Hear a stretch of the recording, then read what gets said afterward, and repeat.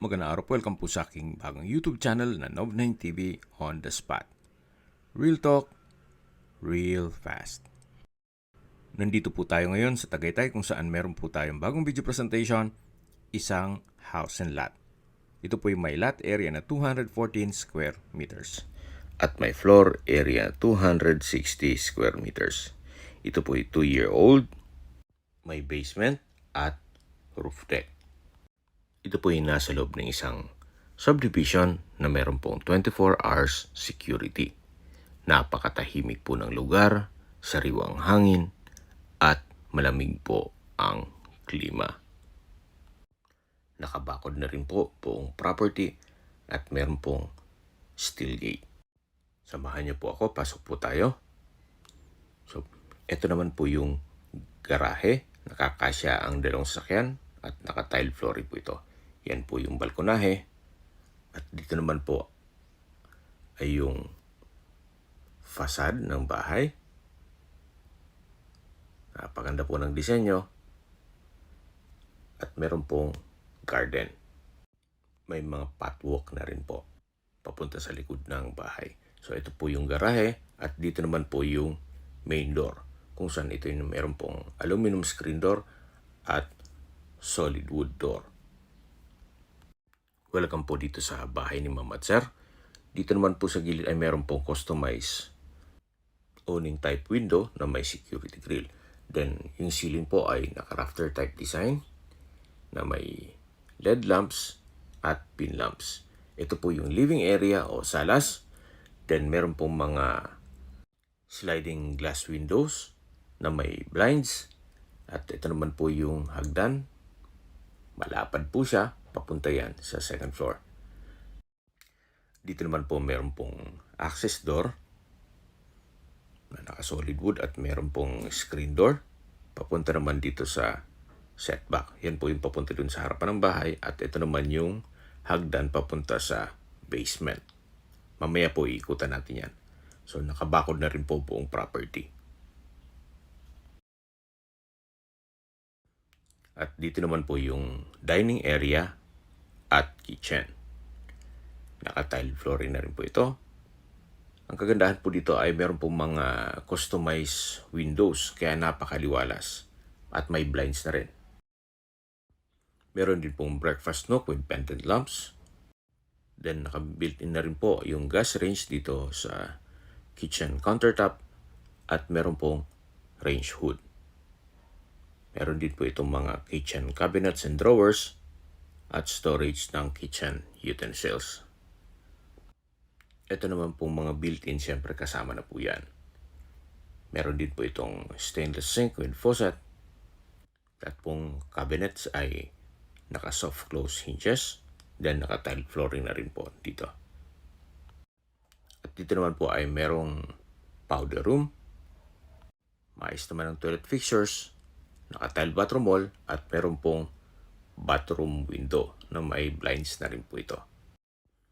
So, ito po ulit yung kitchen. At yan yung breakfast nook, then kitchen countertop. Ito naman po yung understairs storage na ginawang pantry. So, na-maximize po ni owner yung espasyo. May mga wooden shelves at sa dulo po ay may stock room na rin. Kung meron man po kayong PWD or senior citizen sa pamilya, meron pong room para sa kanila. So, ito po yung tinutukoy ko ng first bedroom kung saan malaki naman po ang espasyo. Meron pong dalawang sliding glass window, then may access door papunta sa likod ng bahay at meron po itong sariling toilet and bath. May wardrobe na rin po. Ito pong toilet and bath ay maayos naman ang mga toilet fixtures. Naka-tile bathroom wall, may bathroom countertop, may hot and cold shower, then bathroom window with blinds. Okay, labas po tayo para check natin ibang parte ng bahay. Sa ngayon po, ginawa po nilang opisina ito at stock room na rin. Paglabas niyo po ng kwarto, dito po sa kabilang side ay yung pantry at dito naman yung formal kitchen. Then yan po yung breakfast nook At dito naman po yung dining area. At ito naman po yung papunta sa living area o salas. Then dito naman sa kabilang side yung papunta sa basement. At ito naman po yung papunta sa second floor. Ito pong hagdan ay naka-concrete staircase. Then wooden handrail. At maliit na staircase window. Then ito pong staircase wall ay pulido po ang pagkapintura. Mapapansin nyo po, malapad itong hagdan kaya komportable po kahit po magkasabay kayo papanik at pataas ay kakasya po kayo. So check po muna natin itong unang kwarto dito sa second floor. Ito pong unang kwarto dito sa second floor ay napakalaki po ng espasyo. Maayos ang pintura ng ceiling at wall, naka-wooden design tiled flooring, may mga pin lamps, at meron pong customized glass window. Yan po yung access door papunta sa terrace at meron po itong sariling toilet and bath. Ito pong toilet and bath ay naka-tiled bathroom wall, may isang toilet fixtures at may bathroom window. Dito po sa access door, may mga nakaharang na gamit kaya hindi tayo makalabas dyan. Siguro upon tripping, maayos po yan. Yan po tunghayan nyo itong unang kwarto. Meron pong from floor to ceiling na wardrobe at malaki po ang espasyo nito. So paglabas nyo po, yan po yung hallway at yan po yung access door papunta sa roof deck. Mamaya po, iikutan natin yan. So yan po yung hagdan. Then, ito naman po yung hallway papunta sa ibang kwarto. Check po muna natin itong pangalawang kwarto. So malaki din po ang espasyo nito. May center lamp, may pin lamp, then wooden design ng flooring. Kung big family po kayo, pwede na po ito sa inyo. Meron na rin pong from floor to ceiling na wardrobe na naka soft close hinges. Meron din po itong sariling toilet and bath. Ito pong toilet and bath ay maayos naman ang toilet fixtures, naka-tiled bathroom wall, may sariling bathroom window at naka-blinds na rin po ito. Halos lahat pong kwarto ay meron pong maliit na balkonahe. At ito po yung access door. Meron din po itong aluminum screen door. Yan po yung kapaligiran. Napakatahimik po ng lugar.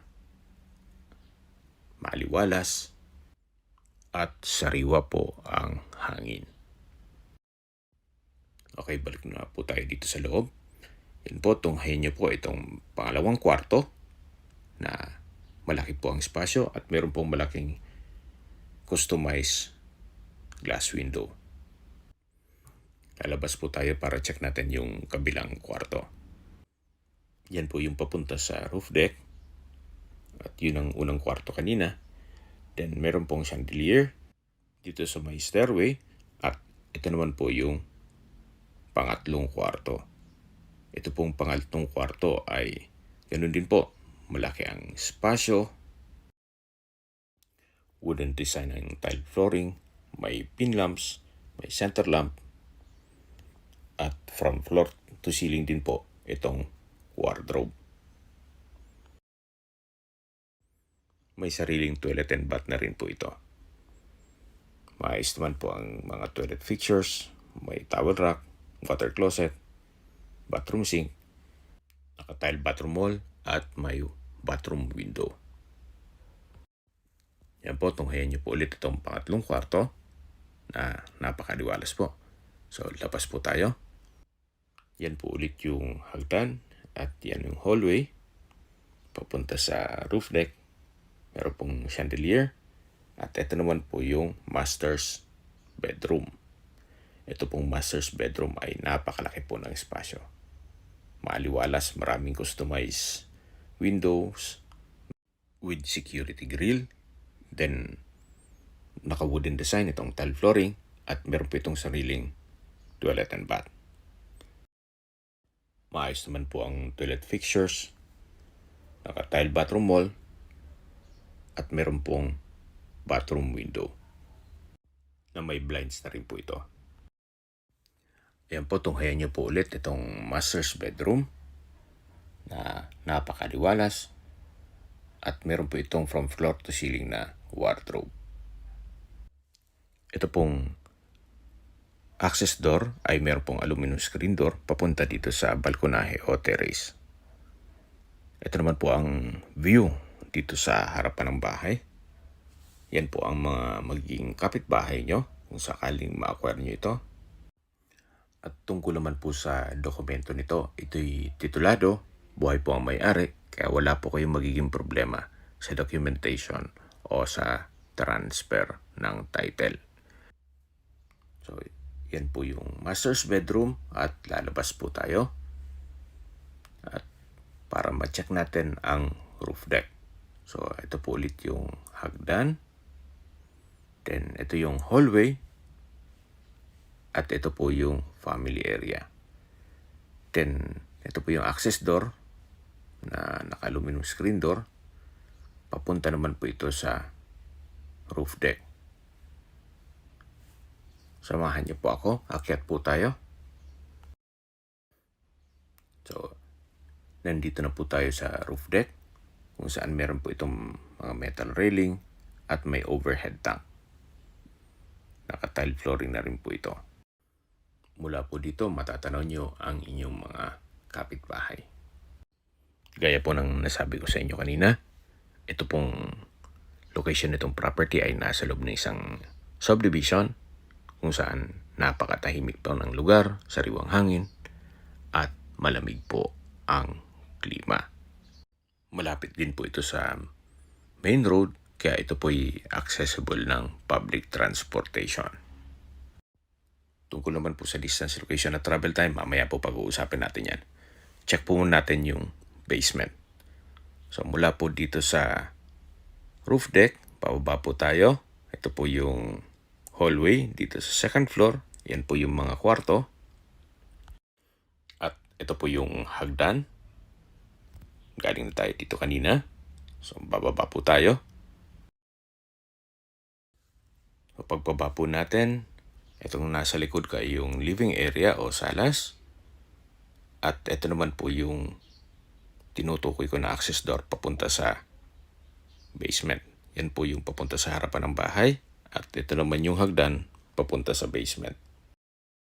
Naka-concrete staircase na rin po ito. Then metal railing. Meron pong mga pocket garden sa kanto nitong concrete fence. Then ito pong basement ay napakalaki po ng espasyo. Pwede pong gawing music room, game room, or entertainment area. Dito po sa dulo ay meron pong jacuzzi. Kung medyo stress kayo sa trabaho, pwede mag-relax dito. Or kung pwede nyo rin po itong i-convert sa Airbnb para maging income generating. Total, hindi naman po kailangan pumasok pa sa loob ng bahay. May sarili po itong daan papasok dito sa basement. So, meron po itong sariling toilet and bath. Maayos naman ang toilet fixtures, naka-tile bathroom wall, at meron pong overhead shower. Meron din po itong bathroom window with blinds. So, kung sakali pong nasa ibang bansa pa po kayo at hindi nyo pa naman kailangan, pwede naman po itong maging income generating itong area to pag pinasok nyo sa Airbnb. So, paglabas nyo po, meron pong setback naman dito, then another stairs. Akyat po tayo. Samahan nyo po ako. So, pag akyat nyo po dito, ay ito po yung sa likod ng bahay. Na may mga pathwalk, then ito yung concrete fence. Ang labas naman po nito ay yung garahe. At ito naman yung papunta sa formal kitchen. Ito naman po yung part nung first bedroom dito sa ground floor. So, ito po yung covered car garage na kakasya dalawang SUV. At yan po yung steel gate o entrada ng bahay. So, recap po tayo sa mga mahilig mag-skip ng video. Ito po yung para sa inyo. Ito pong property ay located po sa Tagaytay, sa isang subdivision na meron pong 24 hours security. May lot area na 214 square meters at may floor area na 260 square meters, more or less. Ito po ay 2-year-old, well-maintained, kaya ready for occupancy. Habang pinagmamasdan niyo po itong buong property, pag-usapan na natin ang distance, location, at travel time. So, mula po sa Picnic Grove, isa sa pasyalan dito sa Tagaytay, ang distance is 3.8 kilometers at ang travel time is 10 minutes. Mula naman po sa ina ng laging Saklolo Church, ang distance is 2.5 kilometers at ang travel time is 7 minutes. At mula naman po sa Starbucks downhill, ang distance is 1.4 kilometers at ang travel time is 9 minutes. Mula naman po sa Tagaytay Rotonda, ang distance is 2.9 kilometers at ang travel time is 12 minutes. Sa Tagaytay Rotonda po ay kumpleto na rin gaya ng mga malls, hotels and restaurants, banks, supermarket, schools, church, at hospital. Yan po yung lagi kong binabanggit sa inyo na dapat nyo i-consider sa paghanap ng property yung meron pong malapit na hospital. Hindi ko naman po sinasabing sakitin kayo. Yun naman po ay for emergency purpose lang naman. At mula naman po sa Calac Silang Interchange, ang distance is 16.9 kilometers at ang travel time is 54 minutes. Bakit po lagi kong binabanggit ang Calax or Cavite Laguna Expressway?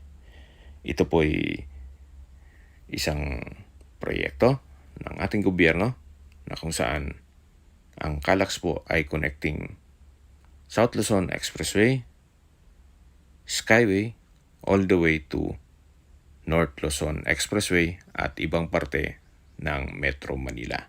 So, once na matapos po yan, mas mapapabilis na po ang biyahe papunta dito sa Tagaytay.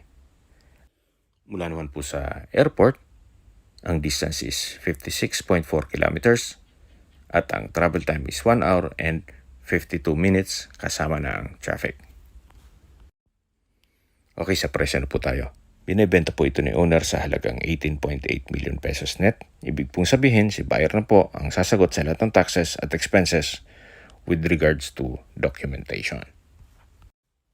Kung may mga katanungan po kayo or gustong magpaset ng tripping dito sa property to, tawag lang po kayo sa aking numero.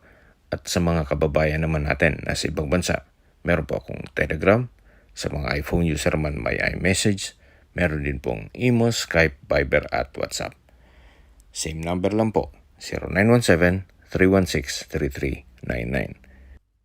Sa mga nagtatanong naman po ng aming Facebook, meron po aming Facebook page na Nov9 TV at Facebook Reels Video. May ibang YouTube channel po kami na The Nov9 TV channel, Nov9 TV Listings, at Nov9 TV Official.